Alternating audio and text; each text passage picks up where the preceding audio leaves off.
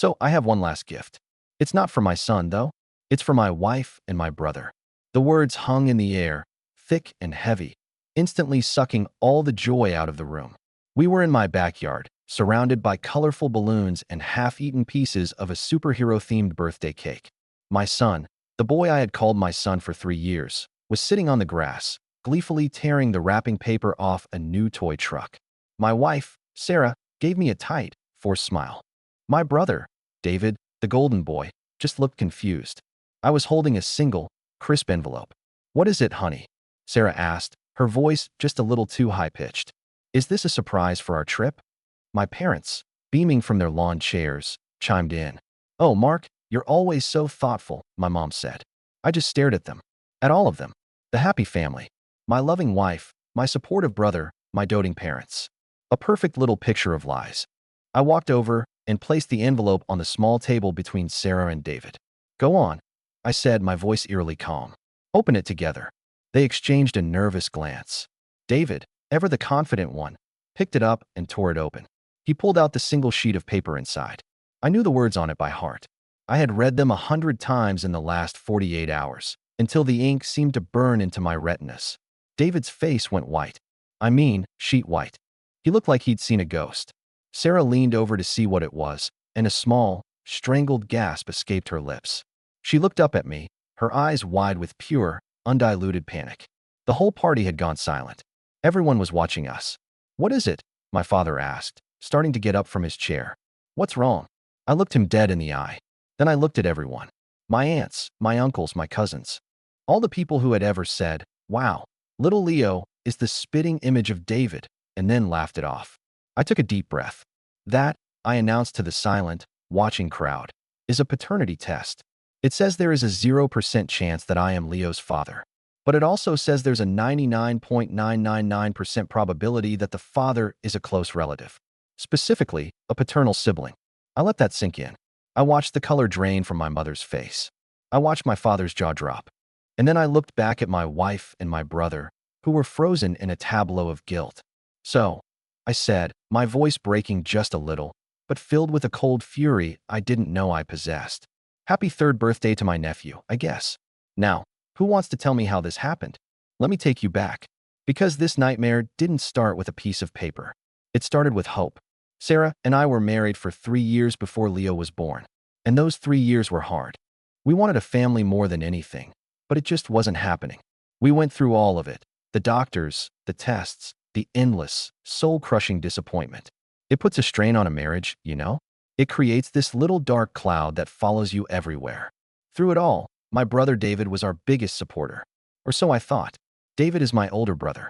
He's the guy who's good at everything without even trying. Star athlete in high school, got a scholarship to a great college, landed a high-paying job right after graduation. My parents worshipped him. I was always David's little brother. It wasn't that I was a screw-up. It's just that his star shone so bright, it was hard for anyone else to get any light. When we were struggling to conceive, David was always there. He'd call Sarah to check in. He'd come over to give me a break. They developed this bond. I told myself it was a good thing. My wife and my brother were becoming great friends. He was being the supportive family member we needed. He'd sit with her for hours at the kitchen table while I was at work, just talking. She said he was the only one who really got how hard it was on her. I was just grateful she had someone. I was so wrapped up in my own sense of failure as a man, as a husband who couldn't give his wife the one thing she wanted, that I didn't see what was right in front of my face. Then, one day, the miracle happened. Sarah was pregnant. I cried. I full-on, ugly cried. All the pain and disappointment of the last few years just washed away. We were finally going to be parents. The pregnancy was perfect, and the day Leo was born was the happiest day of my life. I held that tiny baby in my arms, looked into his eyes, and felt a love so profound it was overwhelming. He was mine. We had done it. The first couple of years were a blur of happiness. Sleepless nights, dirty diapers, first steps, first words. I was completely, utterly devoted to being the best dad I could be. I loved my wife, and I adored my son. The comments started subtly. A casual remark from my aunt at a Thanksgiving dinner. "You know, from this angle, Leo looks just like David did as a baby." We all laughed. My mom chimed in. "Oh, it's those strong family genes." It happened again at Christmas, and then at a summer barbecue. It became a running joke. "There's David's mini-me," people would say. I never thought anything of it. Of course, he looked like my side of the family. He was my son, and David was my brother. It made sense. Sarah would just smile and say, "He's got the best of both his uncles and his dad." The first real crack in my perfect world appeared about 6 months before the birthday party. I came home from work early one day, and the house was quiet. I figured Sarah and Leo were in the backyard. I walked through the kitchen and saw her phone lying on the counter, buzzing with a new text message. I glanced at it. It was from David. The message preview on the lock screen read, "He keeps asking for you. I don't know what to tell him anymore. This is getting too hard." My blood ran cold. Who was he? Leo? Why was he with David? And what was getting too hard? I heard the back door slide open, and Sarah walked in, looking surprised to see me. "You're home early," she said, quickly walking over and snatching her phone off the counter. "Yeah, my afternoon meeting got canceled," I said, trying to sound casual. "Who was that texting you?" She immediately got defensive. "It was just David." "God, can't I talk to your brother without an interrogation?" "I just saw the message," I said, my heart starting to pound. It sounded serious. "Is everything okay?" She waved her hand dismissively. "It's nothing. His dog is sick, and he's upset. I was just comforting him." "You're reading way too much into it." "His dog?" His dog's name was Buster. Why would he refer to his dog as he? And why would Buster be asking for her? It made zero sense. But she was so forceful, so dismissive, that I backed down. I told myself I was being paranoid. Insecure. Why would I doubt my wife and my own brother? But the seed was planted, and it started to grow. A couple of months later, Leo came down with a really high fever. We rushed him to the emergency room. It turned out to be a nasty ear infection, but while we were there, they had to run some tests, including a blood test. The doctor came in to give us the results and mentioned offhand, "Everything's fine. He's a healthy little boy. A positive." I nodded, relieved. Sarah squeezed my hand. We went home, gave Leo his medicine, and he was back to his normal self in a day. It wasn't until a week later that the doctor's words came back to me. I was donating blood at a work-sponsored blood drive, and they pricked my finger to check my type. "O negative, as always," the nurse said cheerfully. "The universal donor." "O negative." I knew Sarah was B negative. We'd found out during her pregnancy checkups. And suddenly, a half-forgotten lesson from high school biology class slammed into the forefront of my mind. 2 negative blood types cannot have a positive blood type child. It's a genetic impossibility. An O parent and AB parent can't have an A child. It's also genetically impossible. The world started to spin. It couldn't be right. I must have remembered wrong. Maybe I was B negative? Maybe Sarah was AB positive? I raced home and dug through our old medical files. I found the paperwork from my last physical. O negative. I found Sarah's pregnancy records. B negative. The facts were cold, hard, and undeniable. Leo's blood type, A positive, was not possible if we were his biological parents. I felt sick. I sat on the floor of our home office for what felt like hours, just staring at the documents. There had to be an explanation. A mistake at the hospital? A mix-up? But those things only happen in movies, right? I decided to confront Sarah. I did it gently. I sat her down that night after Leo was asleep. "Honey," I started, my voice trembling. "I need to ask you something about the hospital. When Leo was born, is there any chance at all there could have been some kind of mix-up?" She looked at me like I had grown a second head. "A mix-up? What are you talking about, Mark?" "I gave birth to him. He never left my sight." "It's his blood type," I said, my voice barely a whisper. "The doctor at the ER said he was A positive. We're O negative and B negative. It's not possible." I expected confusion. I expected her to be shocked, to start brainstorming explanations with me. Instead, I got rage.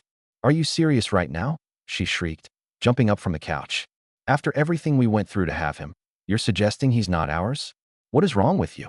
"I'm not suggesting that," I stammered. "I'm just saying the science doesn't add up. I'm confused." "Maybe you're the one who's confused," she shot back. "Maybe you don't remember your own blood type correctly. Did you ever think of that? Or maybe you just want to hurt me, to imply that I. She started crying, huge, heaving sobs. And then she did the one thing that confirmed my deepest fears. She picked up her phone. "I can't believe you. I'm calling your parents. They need to know how you're treating me." Before I could stop her, she was on the phone with my mother, sobbing about how I was accusing her of horrible things, how I was questioning our son, how I was losing my mind. 10 minutes later, my phone rang. It was my dad. He didn't ask for my side of the story. He just laid into me. "Mark, what the hell is your problem?" Sarah is hysterical. You apologize to your wife right now. You're a father now. Act like one. You don't get to create this kind of drama over some stupid high school biology you probably remember wrong. The next day, my brother called. His tone was full of disappointment. Hey man, Mom told me what's going on. You're really putting Sarah through the ringer, huh? She's been through so much. We all have. You can't let stress make you crazy like this. You need to be the rock for your family. I was being gaslit by my entire family. They closed ranks so fast, not around me, but around her. They made me feel like I was the crazy one, the villain. And in that moment, I knew. I didn't know how, or when, or why. But I knew Leo wasn't my son. And I knew they were all, in some way, part of the lie. That was my breaking point. I played the part of the apologetic husband. I told Sarah she was right. I was stressed. I was sorry. I begged for her forgiveness. She gave it, but things were different. There was a wall between us. And I saw the way she looked at David now, with a mix of fear and something else I couldn't quite name. I ordered a home DNA test kit online. It arrived in a discreet package a few days later. That night, after Sarah and Leo were asleep, I crept into his room. My hand was shaking so badly I could barely hold the little cotton swab. I gently rubbed it inside the cheek of this beautiful little boy who I loved more than life itself. It felt like the ultimate betrayal, but I had to know the truth. I mailed the samples the next morning. The 2-week wait was the longest of my life. I went to work. I came home. I played with Leo. I kissed my wife goodnight. And all the while, I felt like a ghost in my own life. The email arrived on a Thursday afternoon. The subject line was, "Your paternity test results are ready." I locked my office door, my heart hammering against my ribs. I clicked the link, entered my password, and opened the PDF. Probability of paternity, 0%. The words just stared at me from the screen. 0. Not 1. Not a tiny fraction. 0. I scrolled down, my vision blurring. And there it was. The part about familial matching. The child's DNA profile indicates a high probability of a paternal relationship with a close relative of the alleged father. I didn't feel anger. I didn't feel sadness. I felt nothing. It was like all the emotion had been scooped out of me, leaving a cold, empty void. It was all true. The comments, the resemblance, the text message, the blood type, the gaslighting. It all clicked into place. My wife and my brother.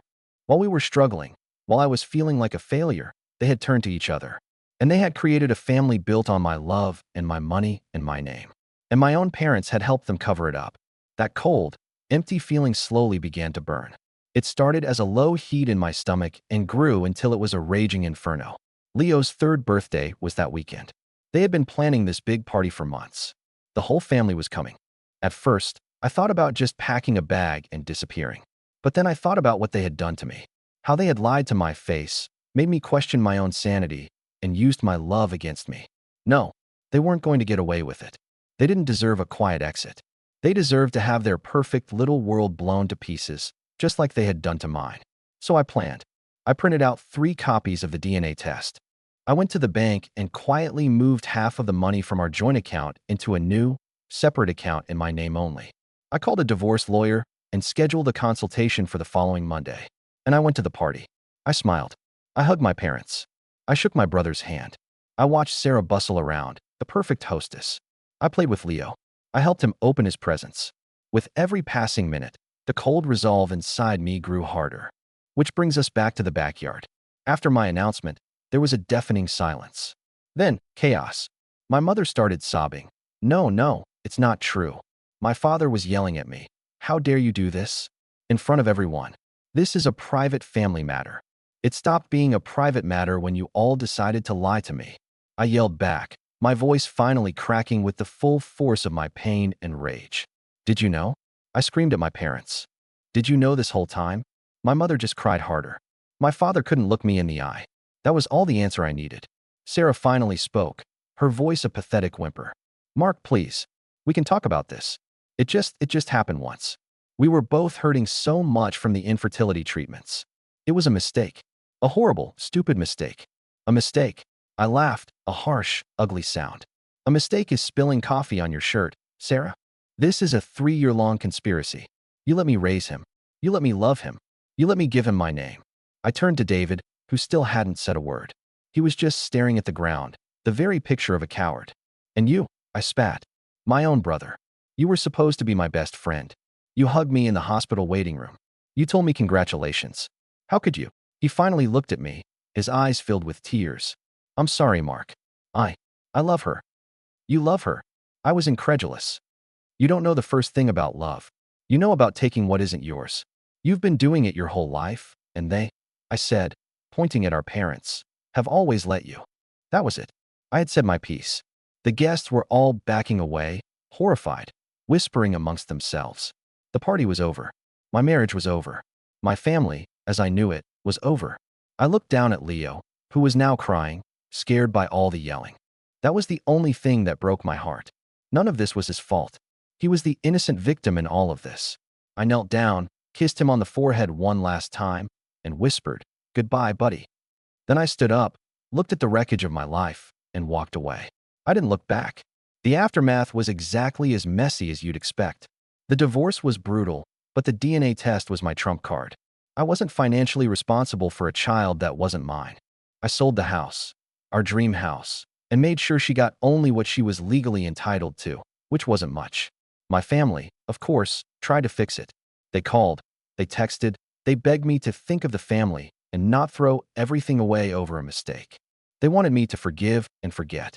What they really wanted was for me to help them bury their dirty secret so they could all go back to playing happy families. I blocked their numbers. All of them. As for Sarah and David, they're together now. They live in a small apartment across town. I hear from mutual acquaintances that they're miserable. Everyone knows what they did. The scandal ripped through our community. They got each other, but they lost their family, their friends, and their dignity. They are social outcasts. I moved to a new city a few months ago. Started a new job. Started a new life. Is it hard? Yes. There are nights I wake up thinking I hear a child crying down the hall. There are days I see a little boy with blonde hair at the park and my chest aches. The love I felt for Leo was real, and you can't just turn that off. The betrayal left a scar that will probably never fade. But I'm also free. I'm free from the lies, from living in a house with people who didn't respect me, from a family that valued appearances over truth. It's a painful, quiet kind of freedom, but it's real. So yeah, that's how I found out my son was actually my nephew and blew up my entire life at his 3rd birthday party. It was the worst day of my life, and, in a strange way, the first day of my real one. If you think this story is insane, stick around. Because you won't believe what happened when my dad tried to get me to come to Christmas dinner that year. That's a whole other level of crazy. Make sure to follow for more, because my family's drama is apparently the gift that keeps on giving.